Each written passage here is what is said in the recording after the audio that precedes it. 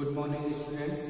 BSc part प्रथम के second paper में अपन कोशिका और कोशिकाओं के बारे में पढ़ रहे थे और इससे प्रीवियस वीडियो लेक्चर में माइटोकॉन्ड्रिया के बारे में अपन ने पढ़ा था। आज इस वीडियो लेक्चर में अपन राइबोसोम्स के बारे में पढ़ेंगे। देखिए, जो राइबोसोम है वो एक ऐसा कोशिकांग है, वो प्लांट और एनिमल्स या प्रोकैरियोटिक और यूकेरियोटिक दोनों प्रकार की कोशिकाओं में पाया जाता है। इसका ये कारण है कि जो राइबोसोम होते हैं वो कलाविहीन कोशिकाएं होते हैं। कलाविहीन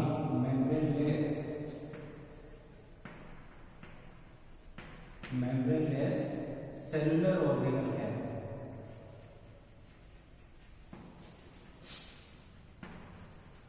मेम्ब्रेनलेस सेलुलर ऑर्गेनल होता है, कलाविहीन कोशिका होता है। तो जो राइबोसोम होता है वो किसी भी यूनिक मेम्ब्रेन द्वारा आवृत नहीं रहता है। राइबोसोम के ऊपर कोई भी कोशिका झिल्ली नहीं पाई जाती। अगर राइबोसोम की खोज का अपन इतिहास देखें, हिस्ट्री, तो राइबोसोम को सर्वप्रथम इसकी हिस्ट्री के बारे में अपन देखें तो राइबोसोम को सर्वप्रथम क्लॉडे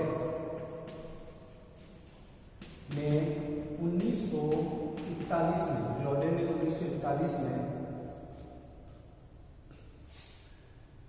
1941 में राइबोसोम को एक संघनित कणिकाओं के रूप में देखा।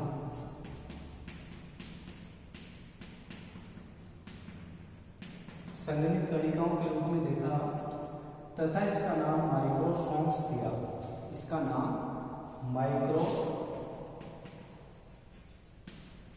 माइक्रोसोम नाम दिया।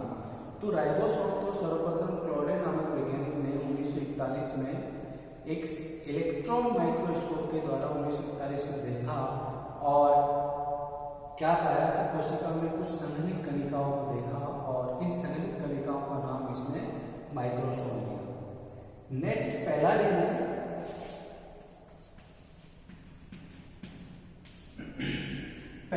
सर्वप्रथम एनिमल सेल में इन्हीं संघनित कणिकाओं को राइबोसोम नाम दिया। तो राइबोसोम का नाम पैलाडे ने इन संघनित कणिकाओं को राइबोसोम नाम पैलाडे ने दिया था। सर्वप्रथम राइबोसोम नाम दिया। और ये जो राइबोसोम होते हैं ये आरएनए और प्रोटीन के बने होते हैं। राइबोसोम जो होते हैं वो आरएनए और प्रोटीन के बने होते हैं और आरएनए भी है वो राइबोसोमल आरएनए होता है।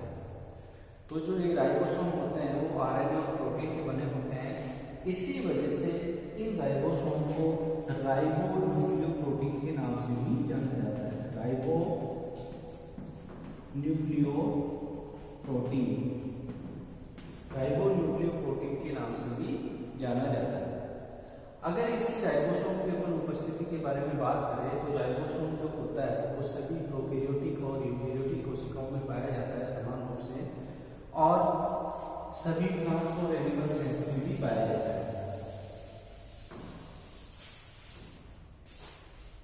अक्रेंस या उपस्थिति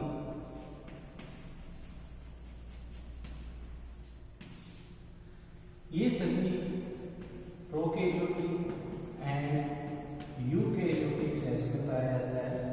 और प्रोकैरियोटिक सेल्स में पाए जाने का प्रमाण ये है कि क्योंकि ये कलाविहीन कोशिकाएं होते हैं और कलाविहीन कोशिकाएं जो होते हैं वो प्रोकैरियोटिक कोशिका में भी पाए जा सकते हैं और ये समान रूप से यूकेरियोटिक कोशिका में भी पाया जाता है। यूकेरियोटिक कोशिका में सभी प्लांट्स और एनिमल सेल्स में भी पाया जाता है। अगर इसकी बात करें, इसकी शेप और अगर साइज की अपन बात करें तो राइबोसोम जो होता है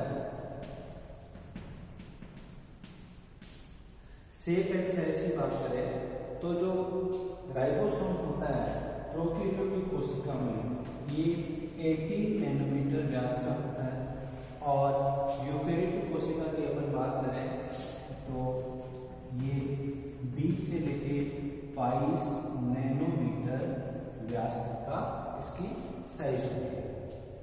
अगर इसकी शेप की बात करें तो राइबोसोम जो होते हैं वो आकार में चपटे एवं गोलाकार होते हैं, चपटे एवं गोलाकार होते हैं। अगर राइबोसोम जो होते हैं एक मैसेंजर आरएनए पर, अगर राइबोसोम जो होते हैं एक से अधिक संख्या में मैसेंजर आरएनए किसी राइबोसोम पे लगे हुए होते हैं, एक से अधिक संख्या में अगर किसी मैसेंजर आरएनए पर राइबोसोम एक से अधिक संख्या में पाए जाते हैं तो इस स्थिति को पॉली राइबोसोम या पॉलीसोम कहा जाता है। इस स्थिति में इसको पॉलीसोम या पॉलीराइबोसोम कहा जाता है। तो ये तो बात हुई इसकी शेप साइज और इसकी शेप एंड साइज और अपीयरेंस की बात हुई। अगर इसकी अल्ट्रा स्ट्रक्चर के बारे में अपन बात करें तो जो राइबोसोम होता है इसकी दो सब यूनिट होती है। राइबोसोम की, प्रत्येक राइबोसोम की दो सब यूनिट होती है और इनमें दो सब यूनिट में एक तो लार्ज सब यूनिट और एक स्मॉल सब यूनिट होती है। लार्ज सब यूनिट जो होती है वो उसकी जो आकृति होती है गुंबद के समान होती है, गुंबद आकार होती है, और जो स्मॉल सब यूनिट होती है उसकी आकृति होती है वो टोपी के समान होती है। तो राइबोसोम जो होता है किसी भी कोशिका में जो राइबोसोम होता है उसकी दो उप इकाइयों में विभाजित होता है, एक तो छोटी उप इकाई और एक बड़ी उप इकाई। बड़ी जो उप इकाई होती है इसकी वो गुंबद के आकार की होती है और छोटी जो उप इकाई होती है वो टोपी के समान आकृति की होती है। जो राइबोसोम की जो दर होती है सेडिमेंटेशन की रेट जो सेंट्रीफ्यूगेशन द्वारा ज्ञात की जाती है, राइबोसोम की जो सेडिमेंटेशन रेट होती है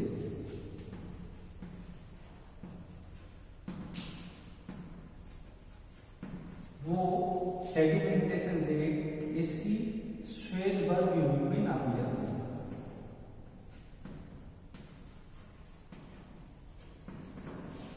राइबोसोम की सेडिमेंटेशन रेट श्वेतबर्ग यूनिट में मापी जाती है।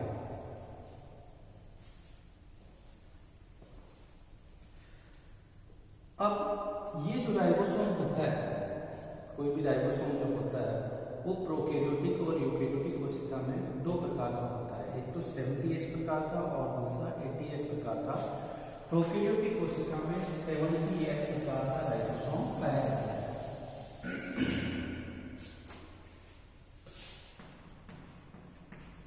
फर्स्ट टाइप है इसका 70S प्रकार का, किसमें पाया जाएगा? ओनली प्रोकैरियोटिक सेल्स में। प्रोकैरियोटिक सेल्स में भी किसमें? जैसे कि बैक्टीरिया, माइकोप्लाज्मा, साइनोबैक्टीरिया आदि कोशिकाओं में ये 70S बैक्टीरिया पाया जाता है, 70S राइबोसोम पाया जाता है। ये जो 70S राइबोसोम होते हैं ये भी इसकी भी दो सब यूनिट होती है। 70S राइबोसोम होते हैं ये भी दो सब यूनिट में डिवाइड होता है, एक तो स्मॉल सब यूनिट और दूसरी होती है लार्ज सब यूनिट। स्मॉल सब यूनिट जो होती है इसकी 30S टाइप की होती है और लार्ज जो सब यूनिट होती है वो इसकी 50S टाइप की होती है। स्मॉल जो सब यूनिट होती है, स्मॉल जो सब यूनिट होती है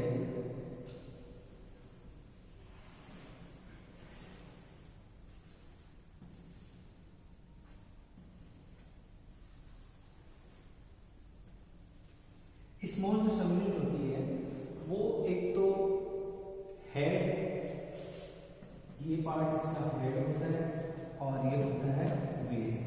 हेड और बेस में डिवाइड रहती है और इसमें एक प्लेटफॉर्म होता है, इसमें एक प्लेटफॉर्म होता है, प्लेटफॉर्म की सहायता से ये लार्ज सेगमेंट से जुड़ती है।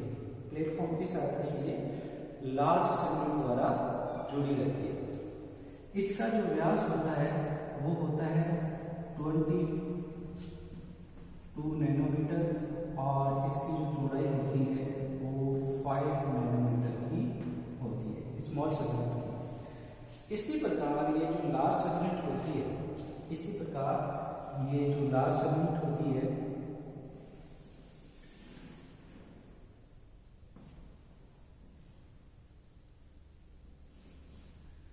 लार्ज सेगमेंट में भी एक केंद्रीय प्रवण होता है, एक सेंट्रल प्रोट्रूबेंस होता है,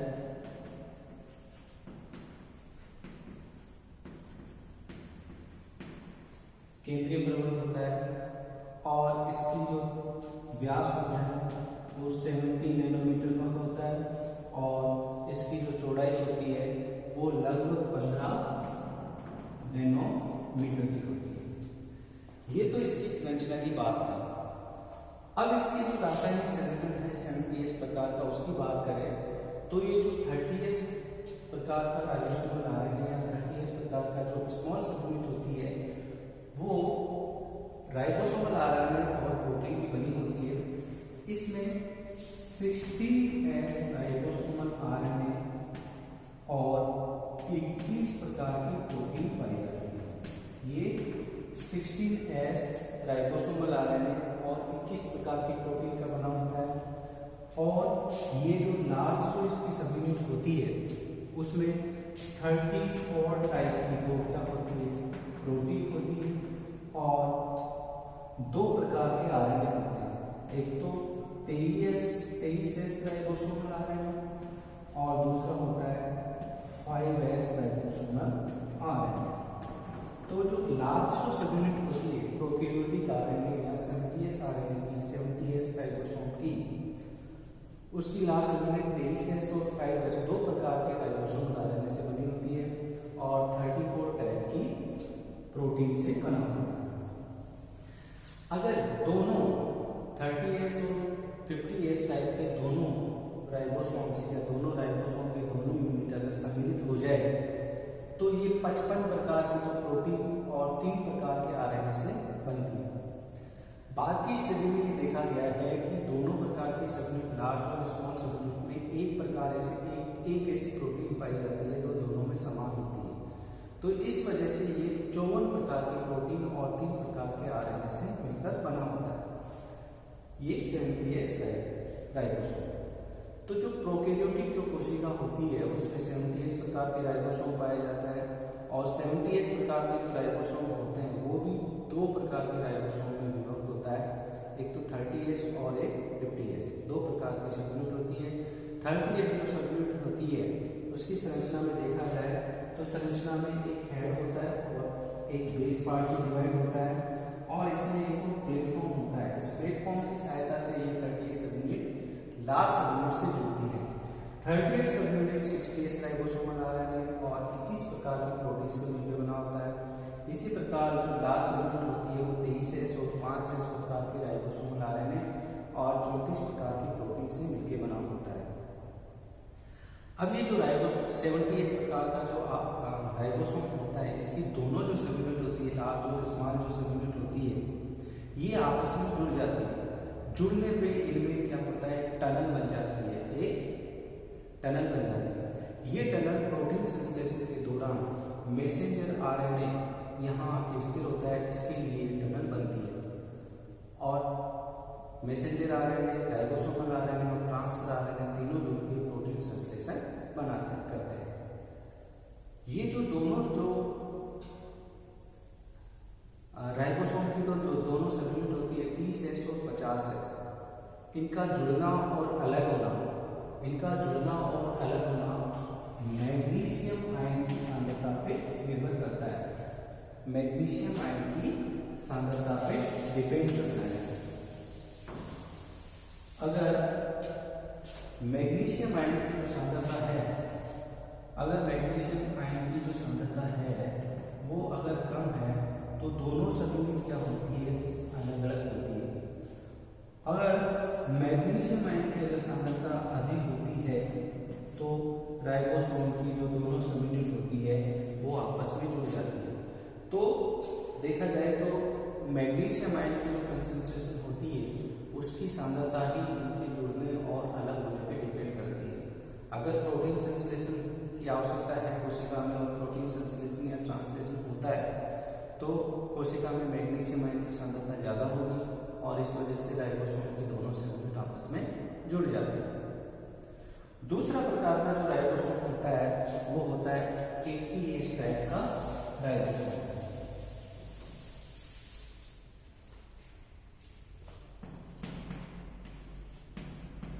ATH टाइप का राइबोसोम, ये जो ATH टाइप के जो राइबोसोम होते हैं वो ओनली यूकेरियोटिक कोशिका में पाए जाते हैं, प्लांट्स और एनिमल्स में पाए जाते हैं, यूकेरियोटिक कोशिका में पाए जाते हैं। ATH टाइप के राइबोसोम में दो सबयूनिट 40S और 60S, 40S स्मॉल सबयूनिट होती है और 60S इसकी लार्ज सबयूनिट होती है।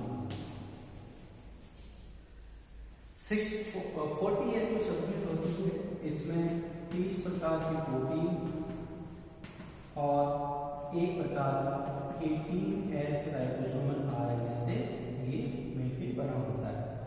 और जो लार्ज सबयूनिट होती है वो 40 टाइप की प्रोटीन और 3 प्रकार के RNA, एक तो 20S ribosomal RNA, 5.8S ribosomal RNA और 5S राइबोसोमल RNA से मिलके बना है। तो इस प्रकार जो राइबोसोमल RNA है या इस पर जो यूकेरियोटिक कोशिका में पाए जाने वाले जो राइबोसोम है वो 70 प्रकार के जो प्रोटीन और 4 प्रकार के RNA से मिलके बना होता है। 70 प्रकार के प्रोटीन और 4 प्रकार के RNA से मिलके बना होता है। राइबोसोम की अगर संरचना की अगर बात करें तो राइबोसोम में दो प्रकार के केमिकल इसकी कंपोजिशन है, एक तो RNA और दूसरा प्रोटीन। तो जो RNA होता है, राइबोसोमल RNA होता है, वो इसके केंद्रीय कक्ष में पाया जाता है और जो प्रोटीन होती है वो इसकी परिधि में पाई जाती है, राइबोसोम की परिधि में पाई जाती है। अब दोनों प्रकार के राइबोसोम का अगर रासायनिक संगठन देखें 17S और 80S प्रकार के राइबोसोम का अगर रासायनिक संगठन देखें, केमिकल कंपोजिशन,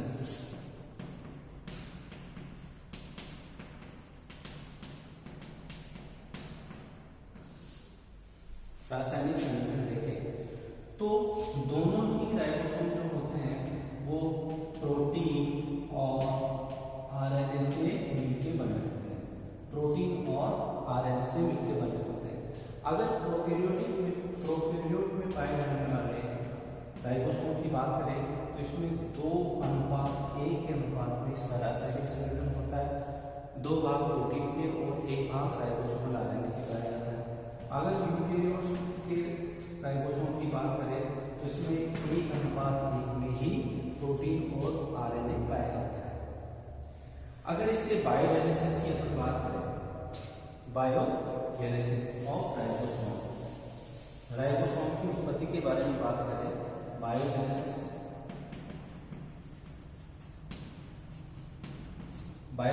के बारे में बात करें तो जो यूकेरियोटिक का जो राइबोसोम होता है, यूकेरियोटिक की जो राइबोसोम होता है उसमें 4 प्रकार के राइबोसोमल RNA और 70 प्रकार की प्रोटीन पाई जाती है।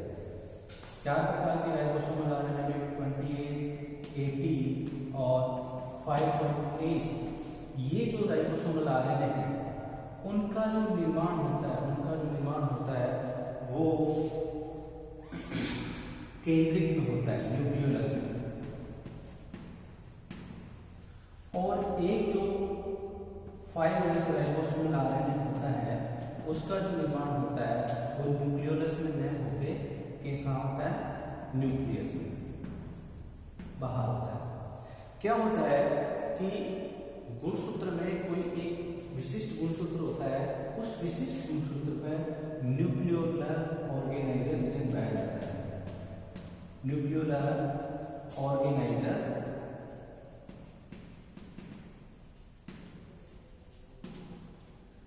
NOR रीजन पाया जाता है। किसी एक विशिष्ट गुणसूत्र पर NOR रीजन पाया जाता है। इसी NOR रीजन पर ये जो 20S 5.8 और 18 इन तीनों आरएनए के पूर्ववर्ती आरएनए 45S राइबोसोमल आरएनए का संश्लेषण कहाँ होता है? इस नो रीजन में होता है। इस नो रीजन में होता है। और जो प्रोटीन जो होती है राइबोसोम के निर्माण में जो प्रोटीन होती है उसका संश्लेषण कोशिका द्रव्य में उपस्थित राइबोसोम पे होता है या RER रफ एंडोप्लाज्मिक रेटिकुलम की सरफेस पे होता है, साइटोप्लाज्म। ठीक है। अब ये जो 45S राइबोसोमल आरएनए होता है ये भी दो प्रकार के सेगमेंट में विभक्त रहता है, एक तो 18S और दूसरा 32S राइबोसोमल आरएनए।